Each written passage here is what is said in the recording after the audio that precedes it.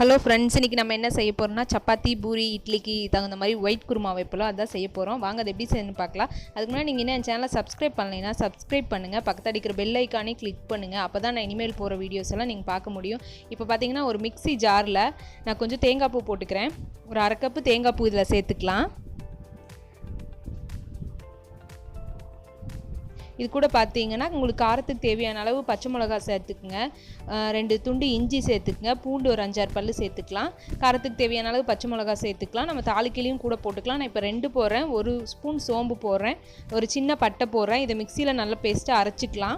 இப்போ நான் குக்கரில் செய்ய போகிறேன். இல்லை நம்ம குக்கரில் செய்யலைன்னா நம்ம கேரட் பீன்ஸ் எல்லாம் தனியாக வேக வைக்க வேண்டியது இருக்கும். அதனால் இன்றைக்கி குக்கர்லேயே நான் தாளிக்க போகிறேன்.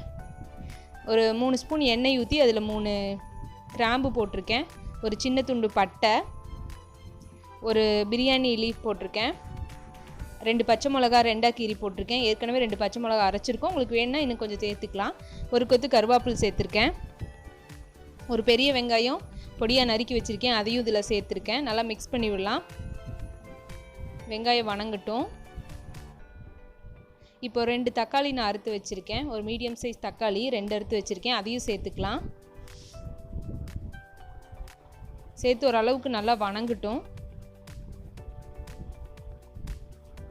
ஓரளவுக்கு வணங்கிருச்சு பாருங்கள், இந்த அளவுக்கு வணங்கிருச்சு கண்ணாடி பதத்துக்கு. இப்போ நான் 2 உருளைக்கிழங்கு எடுத்து வச்சுருக்கேன். ஒரு சின்ன சைஸ் தான், அதனால் 2 உருளைக்கிழங்கு எடுத்து வச்சுருக்கேன். ஒரு கேரட்டு, ஒரு 6-7 பீன்ஸ் எடுத்து வச்சுருக்கேன்.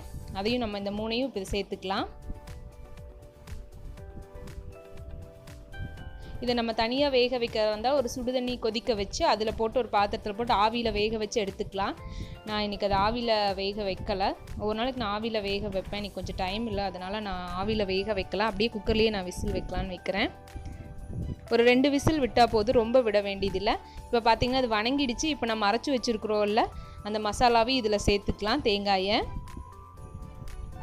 சேர்த்து நல்லா மிக்ஸ் பண்ணி விடுங்க. ஒரு 10 மினிட்ஸில் நம்மளுக்கு இந்த குருமா ரெடி ஆயிரும். ரொம்ப டேஸ்ட்டாகவும் இருக்கும், ரொம்ப மணமாகவும் இருக்கும் இந்த குருமா. இப்போ தேவையான அளவு உப்பு சேர்த்துக்கலாம். கொஞ்சம் தண்ணி வச்சுக்கலாம். நம்ம விசில் வரதுனால இது ஆவியில் தான் வெந்துடும். அதனால் நம்மளுக்கு 2 விசில் தான் விட போகிறோம். அதனால் ரொம்ப தண்ணி சேர்க்க தேவையில்லை. ஒரு அரை டம்ளர் தண்ணி சேர்த்தா போதும், ரொம்ப தண்ணி சேர்க்க வேண்டாம். அப்படியும் தண்ணியாக இருந்தாலும் கொஞ்சம் ஆற விட்டோம்னா கெட்டியாயிரும். நம்ம உருளைக்கிழங்கு சேர்த்துருக்கிறதுனால கெட்டியாயிரும் குழம்பு. இப்போ நான் பாருங்கள் ஒரு 1/2 டம்ளர் தண்ணி வச்சுருக்கேன். நம்ம தண்ணி டம்ளரில் 1/2 டம்ளர் தண்ணி வச்சுருக்கேன். இப்போ நம்ம குக்கர் வச்சு மூடிடலாம். மூடி ஒரு 2 விசில் வரட்டும். 2 விசில் வந்தால் கரெக்டாக இருக்கும், வெந்துடும் கேரட்டும் உருளைக்கிழங்கும். நான் தோல் சீவிருக்கேன் உருளைக்கிழங்க. பாருங்கள் ஒரு 2 விசில் வந்துடுச்சு. பாருங்கள் இந்த அளவுக்கு வெந்துருச்சு. அவ்வளோதான், எல்லாமே இப்போ ரெடி ஆயிடுச்சு. நம்ம ஏற்கனவே தாளிச்சாச்சு. இல்லை மறுபடியும் தாளிக்கிறதா இருந்தாலும் இது எல்லாத்தையும் செஞ்சுட்டு தாளிக்கிறது மட்டும் நம்ம லாஸ்ட்டாக செய்யலாம், அந்த மாதிரி செய்யலாம். இப்போ நான் கொத்தமல்லி தலை தூவி இப்போ நம்ம ரெடி பண்ணியாச்சு. ரொம்ப டேஸ்ட்டாக இருக்கும் இட்லி தோசைக்கு. ட்ரை பண்ணி பாருங்கள் ஃப்ரெண்ட்ஸ். தேங்க்யூ.